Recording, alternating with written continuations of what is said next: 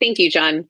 One other thing that I would like to add, thank you all for joining us this evening for this very important conversation as we enter into a new era of an administration that will be incoming tomorrow.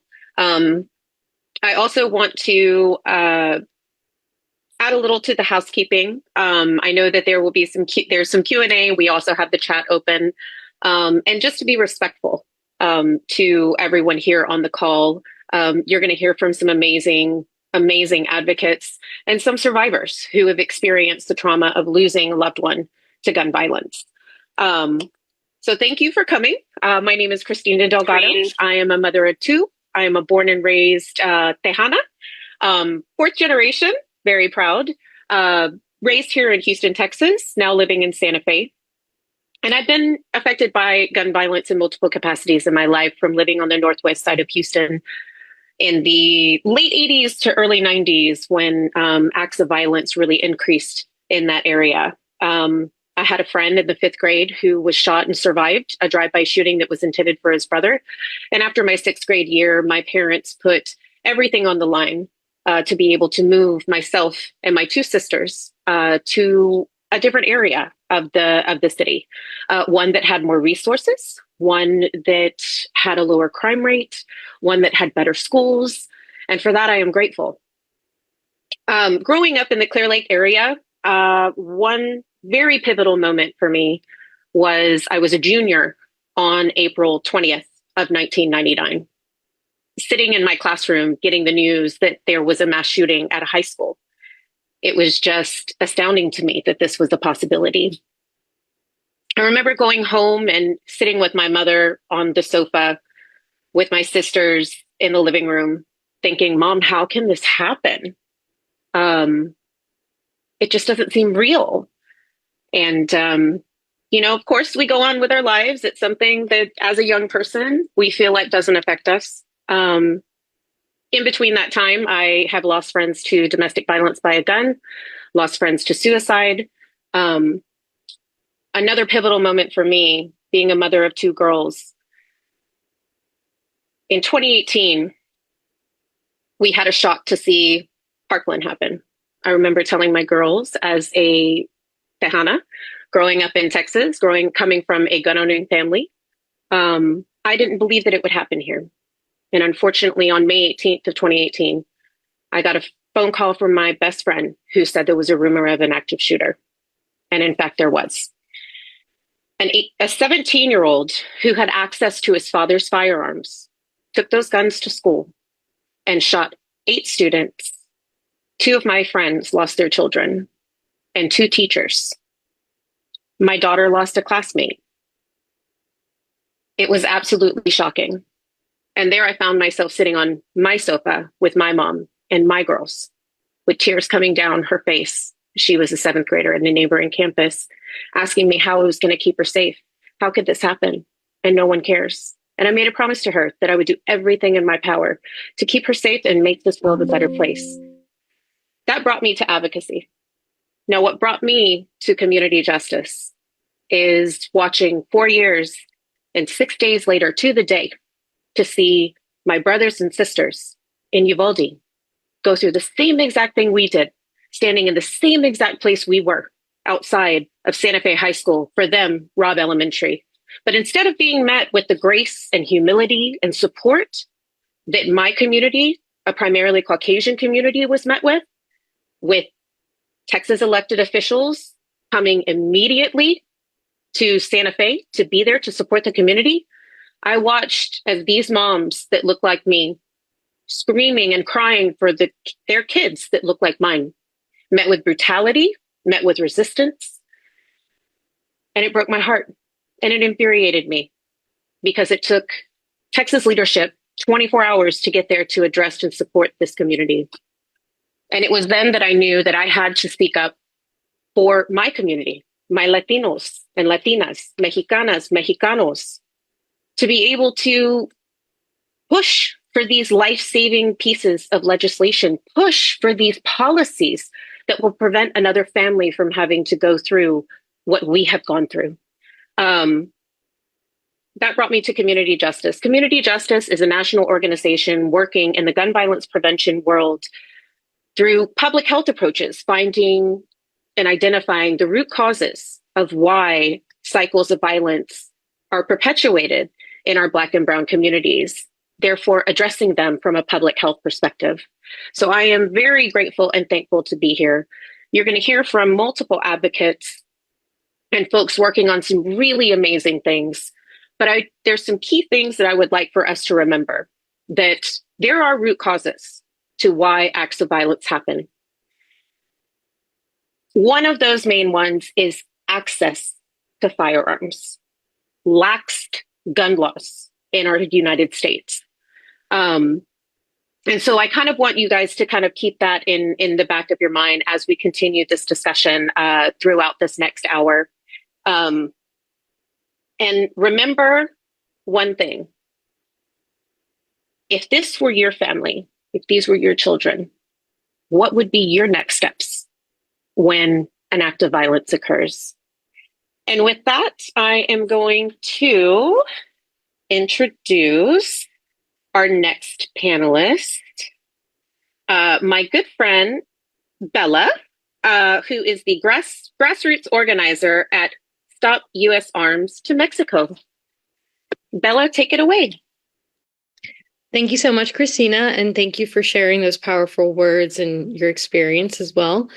Hello, everybody. My name's Bella Delasio, and I'm the grassroots organizer here with Stop U.S. Arms to Mexico, which is a project of global exchange that conducts research, lobbies, and organizes to uplift the experiences of Mexican survivors of U.S.-sourced gun violence.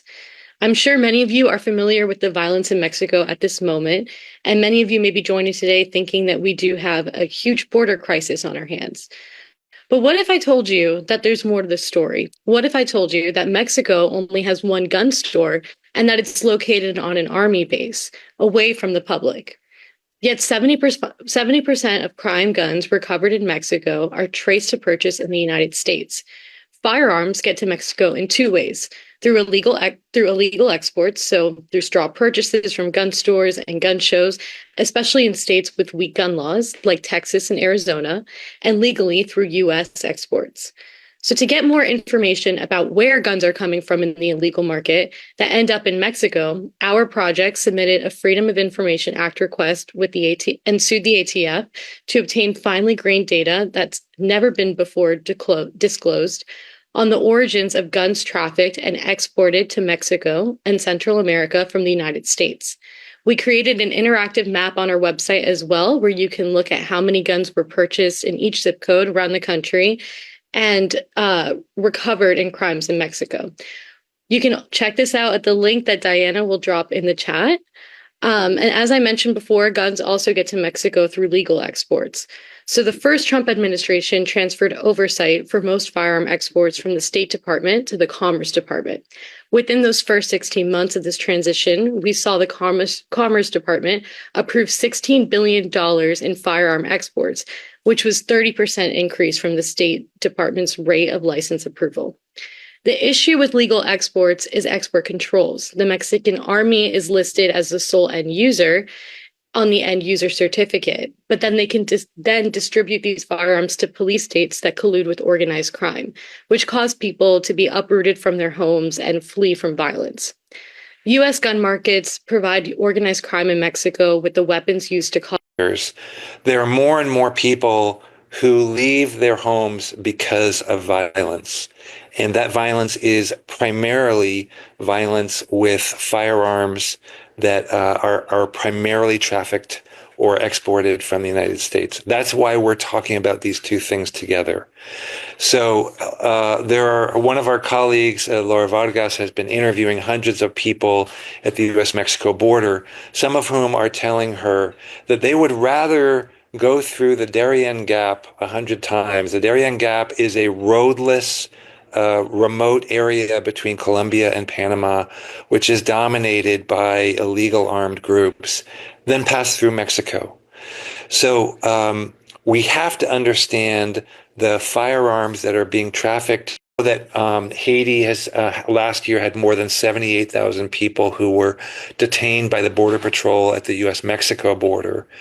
And most of the guns that drove Haitians from their homes in communities that are essentially governed by armed groups and gangs within Haiti, most of those guns came from Florida.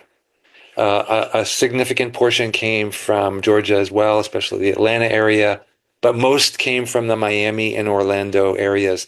This particular map shows zip codes and the number of guns that were trafficked from particular zip codes, and then traced back to those zip codes, recovered in the Caribbean countries, and then traced back to those zip codes. We also know that the number of guns that are being trafficked to Mexico continues to increase. So the Bureau of Alcohol, Tobacco, and Firearms sees guns that are recovered within a year of their purchase in the United States as being purchased particularly to be trafficked. And most of those guns are being trafficked to organized criminal groups. And the number that are being traced back within a year. Recording in progress. Mexico has grown fourfold in the last 10 years. And the one other thing that we see is that, many of those weapons are coming from Arizona. We know that Texas and Arizona have been the source of the majority of firearms traffic to Mexico over the last 15 to 20 years. When we look at the number that, again, have a short time between the purchase and their recovery in Mexico, it's an even larger percentage. It's about 80% of the weapons that are recovered in a short time frame in Mexico were sold in Texas or Arizona, of those that come from the United States. And the majority come from the United States. In the last year, most of those have actually come from Arizona. And we can see on this map on the left that most of those are coming from the Phoenix and Tucson areas, as well as from Yuma. And I emphasize this because, you might think, well, people emigrate or leave Central America or Haiti or other countries. They come to Mexico. Why can't they stay in Mexico? And that has been the policy of the United States, both in the first Trump administration and under the Biden administration. Many different vehicles have been used to push people back into Mexico or never let them enter the United States from Mexico. But it is extremely dangerous for people in Mexico, particularly migrants who are being targeted for violence as well as for extortion. Because if someone has arrived to the U.S. border, it is most likely that they have some kind of connection within the United States that allows them to be extorted. And what allows them to be extorted is the firearms that have been trafficked from the United States into Mexico. So we have guns that are being sold to state forces, government forces in Mexico, that are being used by forces to deport people, to detain and deport people. But there are also guns that are coming from gun shows and gun shops in Texas and Arizona that are being used by criminal organizations, both to run human trafficking operations, which is the only way that you can get through the country to get to the U.S. border, as well as to harm people in many, many different ways. So I'm really glad that everybody is here today and happy to answer more questions later.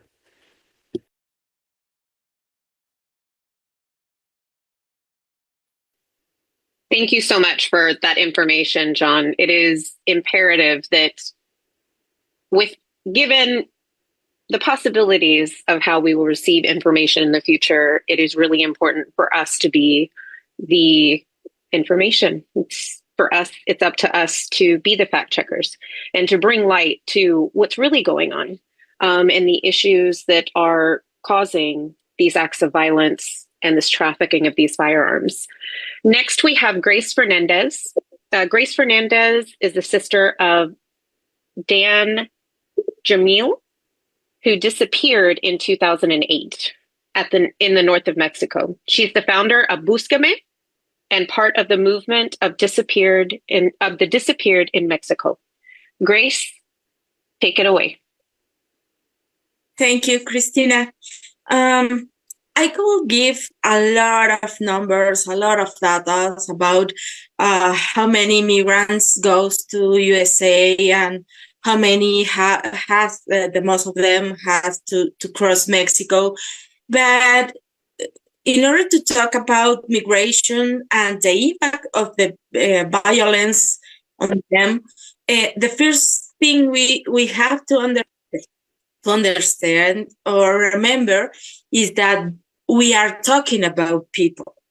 We are talking about victims or several problems in their countries and several crimes that make them to go out and search for a better opportunity.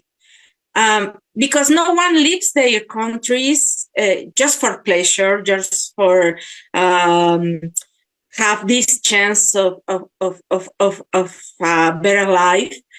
Because you don't have to, you have to live through your roads, your family, your patrimony, and it's a very difficult thing to do, and it requires a very strong decision.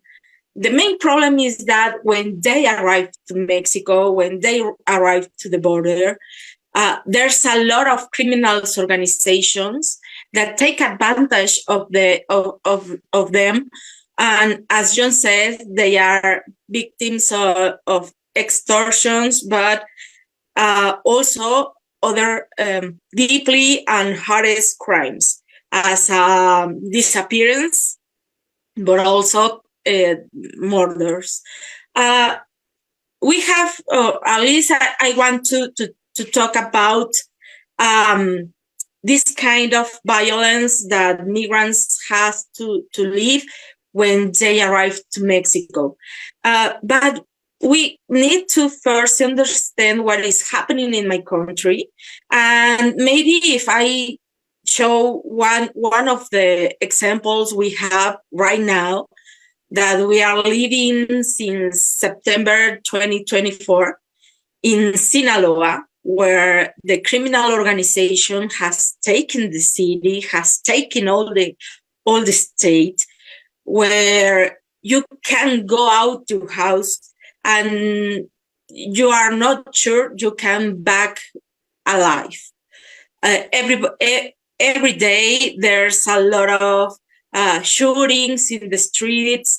There are kidnappings in the daylight with the authorities next to you.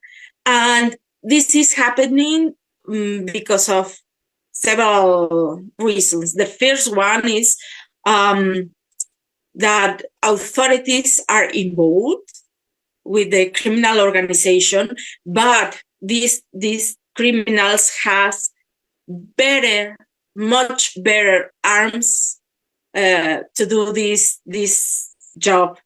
And it's because in the Americas it's so easy to buy a gun, a rifle, these big arms, because they have money, but they have the facilities that maybe for the government, Mexican governors,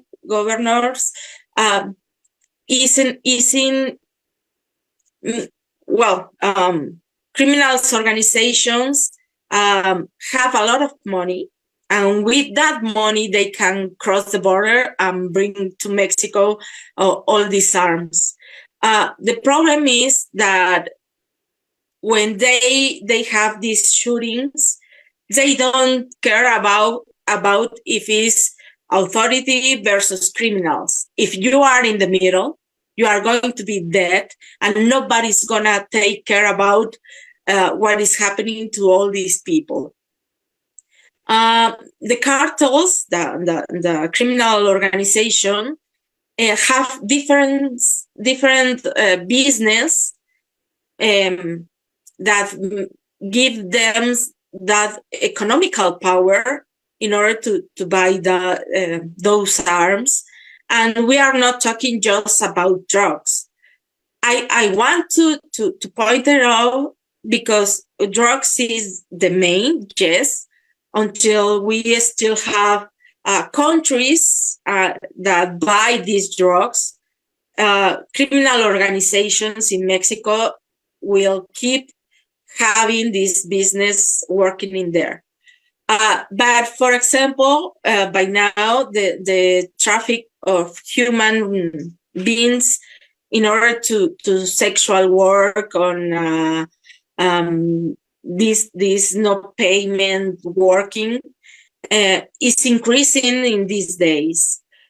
For example, we are talking that the migrants by now is very difficult to arrive to the border and to cross to USA. They stay in Mexico and they put them in more risk to being catch for these criminal organizations. Because nobody has a register about how many are they, where are they staying, if they are working or not. And the criminal organizations offer a chance to have money in order to one day pull across. The problem is that they will never be. Because for criminals organizations to disappear one people means that they can have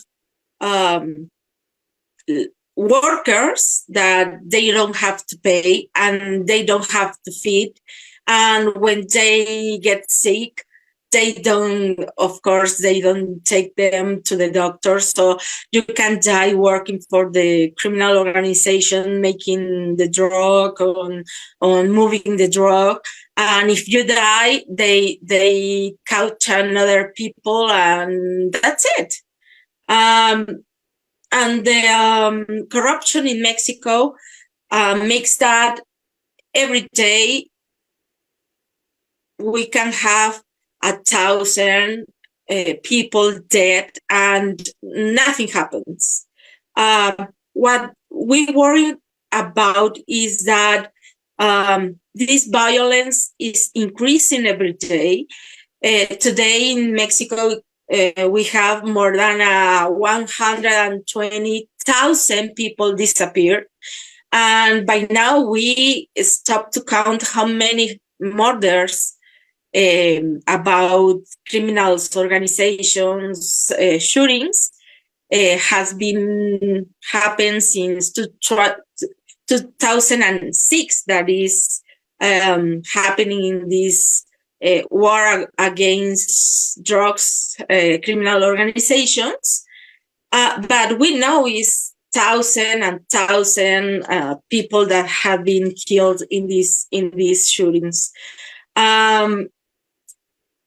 The problem is that nobody cares until people doesn't care about what is happening in Mexico, but why Americans, Congress, American authorities are not questioning or asking to Mexican authorities what is happening, what are you doing in order to stop this?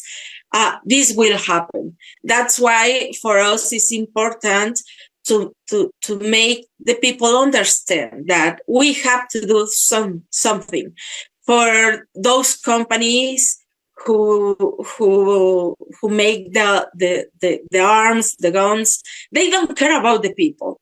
They just care about the money. And until the Americans still care about the right to have a gun in order to defend their properties or their own lives, nobody's going to stop the traffic of the arms, because in the American side, the only thing that cares is the money. And those sales is creating a lot of violence in Mexico. So just for the end, I ask to the American people to ask to your Congress, to ask to my government, what are they doing in order to stop this violence that is giving us a state of war. Thank you so much.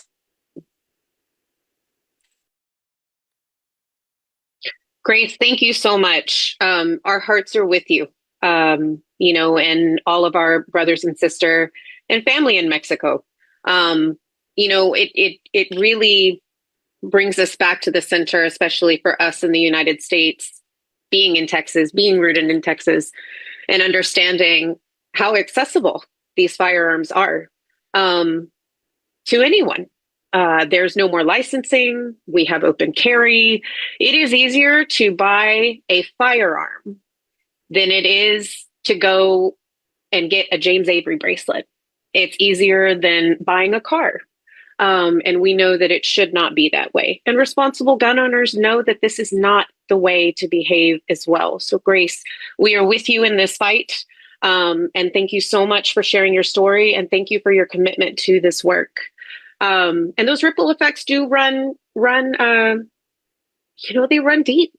They run deep. It really makes me think about extended family, because us Mexicanos, we have big old families. And we still have distant relatives that are there in Mexico. And it's definitely a worry for us, for them, as well as for ourselves here in the States. Next, I am very honored to introduce my sister in advocacy, a partner in crime, sometimes, if you will, good trouble, we say. So Kimberly Rubio is the mother of Alexandria Anaya Lexi Rubio. Lexi was one of the 21 victims who had her life taken in a mass shooting on May 24th of 2022 at Robb Elementary in Uvalde. She is the president of Lives Robbed, a nonprofit organization formed to combat the gun violence epidemic in America. And she recently earned, congratulations, a Bachelor's of Arts in Public History from St. Mary's University in San Antonio. Kim, take it away. We're so proud of you. Thank you, Christina. I guess I'll start off by sharing a little bit about Lexi. She is the youngest girl of my 5 kids. She was intelligent and athletic. She, on the day of her death, earned a Good Citizen Award and all A's.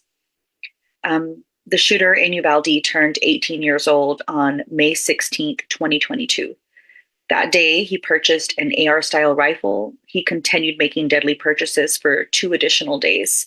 And then he walked into my daughter's campus and murdered her, 18 classmates, and 2 teachers. Armed, trained law enforcement officers on site waited 77 minutes to intervene because they were scared of one teenager armed with an AR-15. In the aftermath, families of victims and survivors called for accountability at the local, state, and federal level. Many in the community thought that we would accept our loss and go quietly into the shadows. They were mistaken. They forgot the rich history of activism in Uvalde. You see, Robb Elementary was built in a primarily Hispanic neighborhood in 1956. At the time, few children attending were capable of speaking English, and they were punished if they spoke Spanish. And the school that they referred to as the Mexican school had no bilingual teachers. By 1970, an all-Anglo school board refused to renew the contract of George Garza, one of the few Hispanic and bilingual teachers in the district who taught 5th grade at Robb Elementary. The decision triggered a student walkout. Mexican-American organizers insisted Garza keep his job and that the district hire more Hispanic teachers. They also asked that Mexican-American history be added to the curriculum.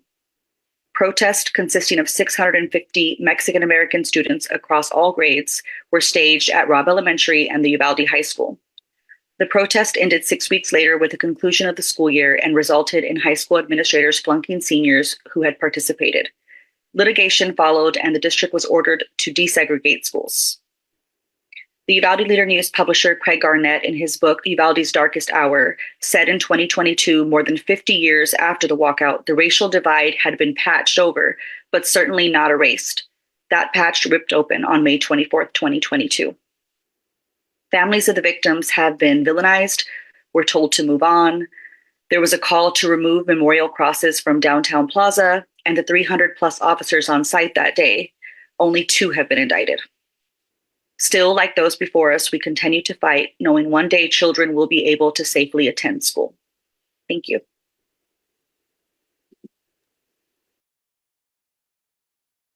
Thank you so much for sharing your story with everyone. And thank you for being a sister in advocacy.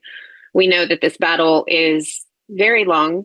It is most definitely the longest marathon I think any of us have ever tried to run. But we know that it's necessary. We know that it's necessary. And it's unfortunate that I am so grateful to know Kimberly, and so grateful to feel like I know Lexi. But this is not how we should have met in sharing a traumatic moment in our lives. And you cannot get over these things. These things never leave you.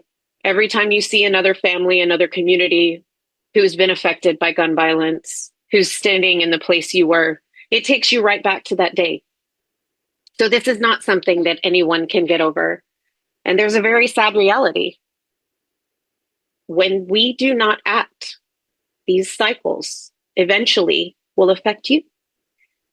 And it's a very important thing that we act now, because this community of survivors grows every single day, both in the United States and our brothers and sisters in Mexico. So that is another reason that it's so important for us to come together and have these conversations. And our next speaker is Kathy Kruger. Kathy Kruger Castro is a Mexican attorney with extensive experience in human rights advocacy, specializing in the protection of migrant and vulnerable populations. Originally from Guerrero, Johanna was raised in border cities and experienced the profound impact of migration firsthand, including the personal loss of her family to border-related issues.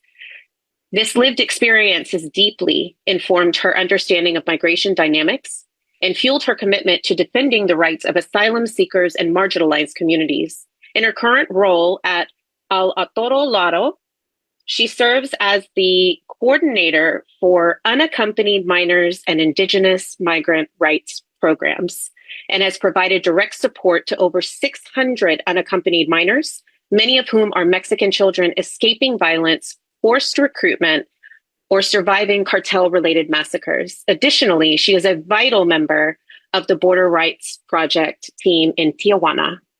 Kathy, take it away. Hi, thank you.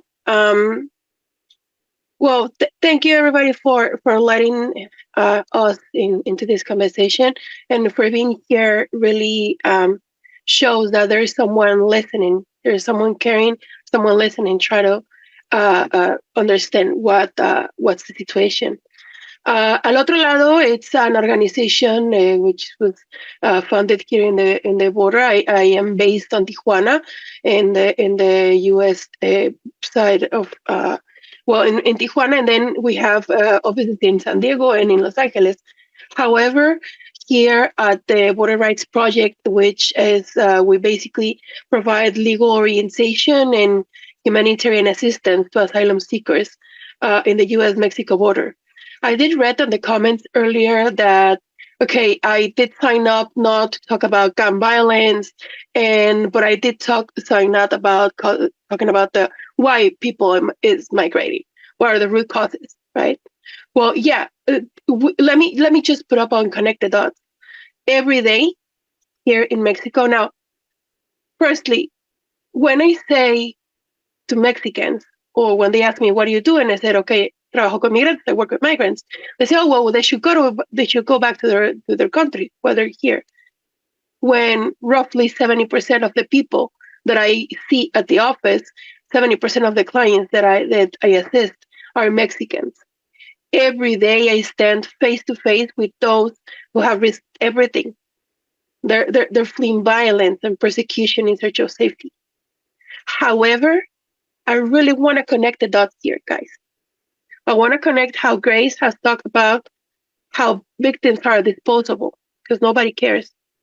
And I want to keep on raising the voice of Kimberly's daughter that has long been forgotten and not forgotten, but quiet.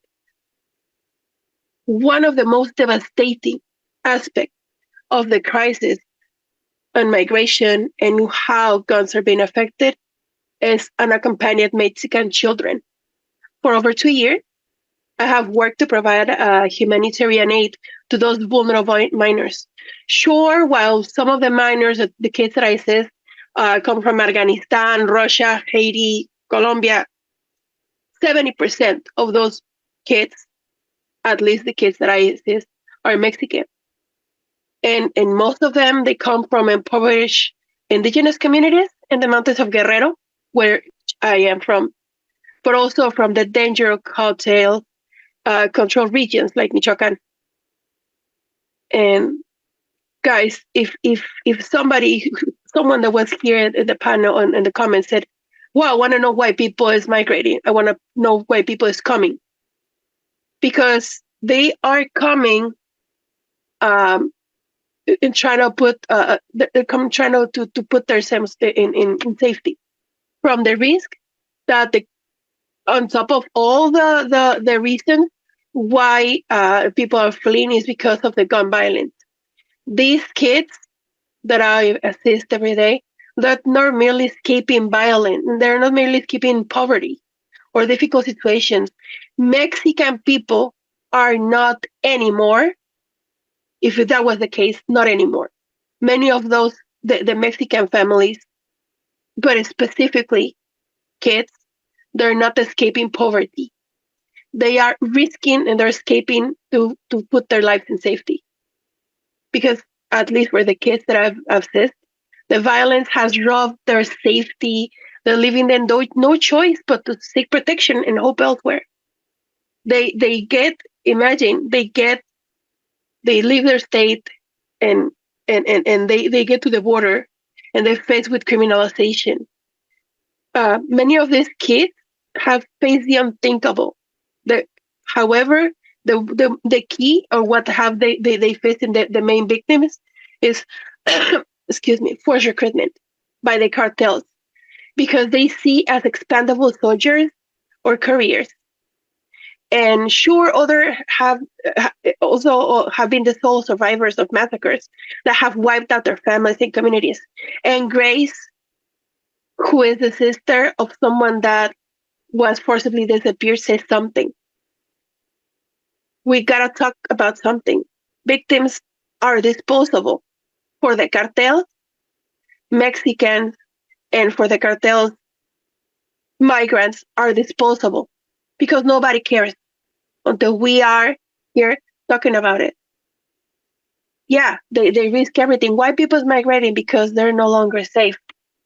I've seen children traumatized, some carrying the weight of losing their entire families to violence, or others, when they got to our offices, arriving because they saw a dog and they remember that who's going to feed my dog now if my family is gone and I'm here? And they're just being run. I mean, they're being just forced into either choose a life of crime or choose fleeing or staying behind and get killed. And it's sad. But these kids, oftentimes, they do not believe in any kind words that I speak to them, telling them that I'm trying to help them, telling them it's over and it shall come to pass. They don't believe us. The violence forcing children from their home is not an isolated problem. And this is how we connect all the dots. It's directly linked to the lack of gun control in the United States. The firearms aiming cartels are perpetrating terror in Mexico overwhelmingly originated in the U.S. Weak regulations enable these weapons to flow unchecked across the border, empowering criminal organizations and depending the crisis. Somebody in the comments there asked, has Morena addressed this? Has Claudia Sheinbaum? Sure. I'm Mexican and I am only allowed to speak about how Mexican policies have worked. And ever since I can recall, the Mexican government has never stood up to what the U.S. is causing. Has never stood up. They just put band-aids. No new, no old government in Mexico has acknowledged that these guns that come from the U.S. are doing something instead. They're just forcing regulations and taxing like there's no tomorrow instead of like doing whatever. No, Mexico has not done nothing, and it's been complicit from the U.S. and it's been complicit from the cartels that are making kids flee to the U.S. Mexico and the U.S. It seems like they're playing a game, putting band-aids and who's sugarcoating the situation more. They're just panem et circus. That's what they're doing. It's really hard, and it's something that we want to address. I want to share something. Maybe I'm not able. I don't know. I wanted to share a video about how we are accompanying these kids. However, I really, as a closing remark, I really want to say that whether they're from Uvalde, they're from Texas, they're from Guerrero, they're from Michoacan, the kids are being affected. The cartel control lands, or kids that are so affected by the situation in the U.S. that they decided that it's easier and it's fun to ramp on with an AK-47, and that's something. Now at the border,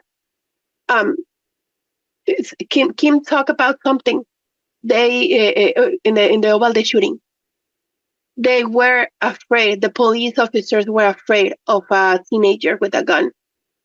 I wonder how they are not afraid of stopping kids, of stopping migrant Mexican families at the border and shooting them or pointing the guns at them and saying, go back to your country, I don't care if you're getting killed. But they were not afraid to stop a teenager with a gun. This violence is fueled by guns slowly flowing freely from the United States. They're the same guns responsible for tragedies in the U.S. schools and communities. And this connection, guys, it's undeniable. The firearms have devastated U.S. communities and left families grieving in classrooms. And these are the same very weapons that the cartels use to terrorize, recruit, and destroy the lives of children across the border. These guns do not respect borders. That's why people is fleeing. That's why people is trying to seek safety. Nobody's gonna leave their home unless it's the mouth of the wolf. Imagine a kid. I mean, the gun violence is forcing American families to bury their children, and Mexican families are being forced to send their children on perilous journeys for survival. Sure, I mean, stronger gun controls and measures of international accountability are critical. And without them, the communities on both sides of the border are going to continue to be affected. For every kid, for every soul that is lost in a school shooting, and for every unaccompanied minor at our border, it's a heartbreaking reminder that we failed to protect the most vulnerable. This cannot continue. Governments, policymakers, communities should step up and take responsibility and work together to create safe and fair solutions that give these children a chance at life. It's not only enough to reform gun policies, migration policies too. They should tackle the the root causes, and the U.S. should be held accountable, because, I mean, you cannot get over it. Christina said something. There's no way to get over this. No, there is no way to get over it. But we are already on the good side of the story. We're already here try to understand what's going on. And we should be inspired by those kids that protected their classmates, by those teachers that protected their students, and by those kids that are fleeing, trying to seek asylum in the U.S. by the violence caused by the same country that is try to keep them away from. Thank you. Thank you so much, Kathy, for sharing that and really recentering us in that correlation to gun violence and migration. It brings me back to so much of the work that we do with community violence intervention in so many of our communities here across the country, in being able to identify that root cause, right? We also know that the United States is the largest in the world, and in North America, in the Americas, of manufacturers and exports of firearms. It's time for us to take accountability for the fact of the issues that we have here in our states is now crossing our borders, our neighboring borders. And then with that, there's the demonization of immigrants, demonization of our Mexicanas, Latinos, Latinas, with the claims that we are at fault for this influx of violence. When that root cause is that easy access to firearms, and even more so, the easy access to these weapons that provide mass destruction. I think that's, that kind of brings us to the fact that that's why this conversation is so important. To be able to have those of us who have our unique experiences here in the United States, the unique experiences that are happening there in Mexico, that are happening in South America, to create a binational conversation, so that we can start saving lives, so that we can bring truth to power of the very same things that I know Kimberly would have done, that I know my friend Rosie, whose son died saving his classmate and was shot through the doors at Santa Fe High School, would have done anything in our power to have never had that happen, to have never had to bury their kids. These same things are happening to these young children in Mexico. And why should we not give them the opportunity to live to see another day? It's a hard conversation to have. It's definitely, again, something that never goes away. We eat, breathe, and sleep these issues that are happening. And, every single time we see another event, we go back to that same day. I don't see too many other questions, but I would love for some folks to put some questions in the chat or the Q&A. We have a little bit of time left. If anyone has anything, or if there's any final points that any of our panelists would like to make or continue the conversation. I did see one question about how we can make a dent in improving the situation. And I just wanted to speak briefly on policy pieces of legislation that we have been advocating for the past few years. So there's the Armas Act, which would transfer oversight back from the Department of Commerce to the Department of State, which I had talked about previously, and that goes to the end user controls and helping fix the legal exports. But it would also create a flag for gun trafficking as well. The Stop Arming Cartels Act, which would ban 50 caliber rifles and would also allow victims of gun violence to sue gun manufacturers. An assault weapons ban would help in the United States, and it would also help Mexico because Mexico has more of an appetite for assault weapons when it comes to gun trafficking. So those are a few pieces of legislation. There's also the migrancy resolution introduced by Khazar, and that bill addresses these other points that were in the other bills about ending the proliferation of firearms across our border and focusing on those end user certificates and export controls. But I know that the fight ahead is a little bit bleak. It's a little bit dark, as we know that things are ramping up, especially this week. There is a new immigration bill that is likely to pass. It passed the House. And we're going to be doing a lot of defensive work, unfortunately. And so the best thing that you can do is be here as you already are, but also to stay engaged and join our events, help us spread this education, help us spread this awareness, and help us change the narrative around immigration when it comes to demonizing immigrants. Instead, we need to be talking about why are people crossing the border. We need to stand in solidarity with our neighbors and say, I would do the same thing. I would leave if this was my issue as well. We really need to just be standing in support of each other. And so please stay involved, stay in our network, reach out to us. We would love to work with you. And so I think, in the next 4 years, we'll be on the defense a lot. But as long as we are together and aligned, we are a powerful force. We've already done so much, and we can keep doing more things.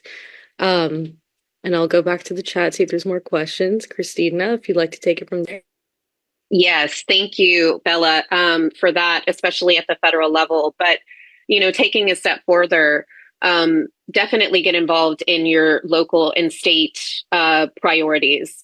There's so much that we're trying to do here in Texas. We are proud to support the Uvalde families in their call to raise the age to purchase an assault rifle from 18 to 21.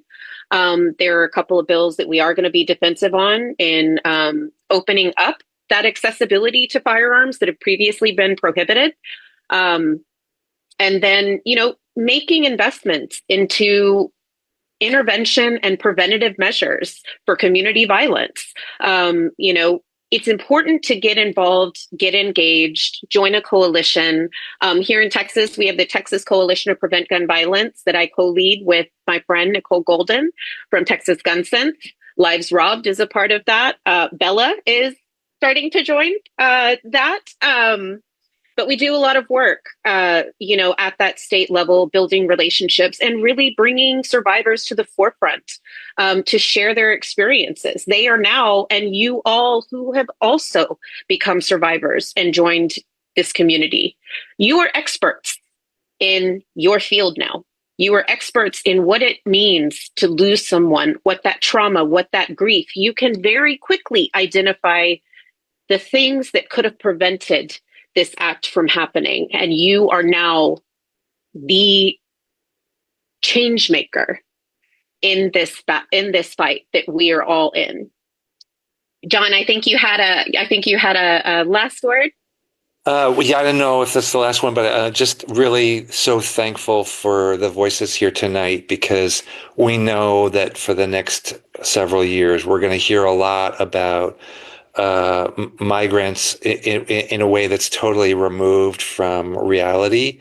And it's up to us to introduce the voice of, when we're talking about migration and migrants who want to be in this country, we have to talk about guns and gun violence. That these are the ways that we should understand the ways that we're being impacted by people who want to come into the United States because of our own problems of guns and our own, someone put it in the chat, our own capitalist greed, but it's also part of the culture, it's part of the laws. And at the state level, at the local level, there's a lot that we can also do, even when things at the federal level are seem blocked. There's a lot more we can do to ensure that people don't get access to these weapons of destruction that are harming both communities here and communities in other parts of the world. So really glad for everybody's participation, and know that we have each other, and we need to rely on each other, and also remember that people are being impacted beyond our borders.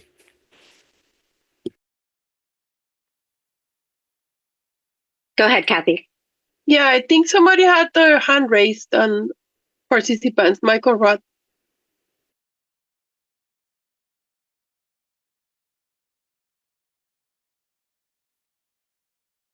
I think Michael raised their hand kind of at the beginning of the hour. So. Okay. Okay. There's another question. Are there coalitions of activists across states to address state legislation? So just to clarify, you mean like a national coalition or just for one particular state? If that's the case, there are national coalitions. We have the Gun Violence Prevention Coalition, that is a national coalition led by some folks from Center for American Progress. In the community violence world, we have our Invest in Us coalition through Community Justice, which is also a national coalition. And then some of the national organizations are going to be able to direct you to those coalitions in your home state to be able to get engaged, attend an advocacy day, and to get updates on what's going on within your region of your state and your state itself. Hopefully that helps. And Grace has their hand up.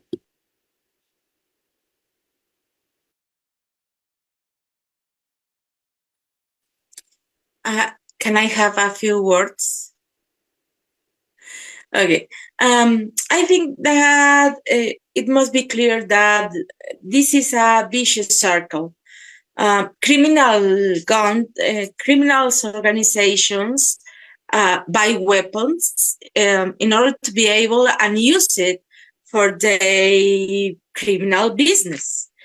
But those business is about production and sales drugs and other illegal products and service. And as long as there's drug consumptions, forced prostitutions, requests, purchase of organs in the illegal market, that violence generated by these needs will continue. If we ask and if we buy these products, the criminals organizations will keep doing this business, and the violence and the bloodshed and the victims are going to happen always, as long as we remain indolent. The violence will continue generating more victims. As long as weapons continue to be sold as easy as today, there will continue to be victims. And the main question is, are we going to be expected until happen something to our relatives or to ourselves in order to do something? Or what do we have to expect to happen in order to do something? It's a question for whoever is seeing this. And the other question is, what can we do in order to stop this? Thank you. I'm going to drop one more time in the chat a fact sheet with talking points just on this issue. So I know it was a lot to take in and you might not remember, but you'll have all your facts on these talking points right here. And before everybody leaves, I would like to share one quick minute video of who are the actual victims and who are the ones being perceived as the enemy while they're closing their gaze to them. Let me know if you can see. Great.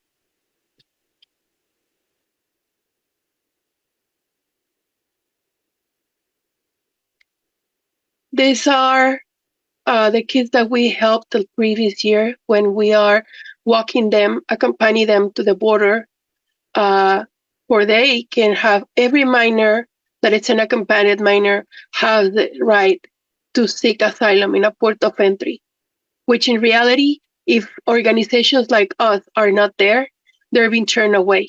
They're being sent back to the mouth of the wolf. These are These kids are unaccompanied minors fleeing the violence. They're fleeing persecution, fleeing traffic. And these kids are the faces that are being perceived as the bad people that they have to close the borders to. Them, not us, not guns, not narcos. These are the kids that are being perceived as dangerous. Unaccompanied minors that are fleeing. Thank you.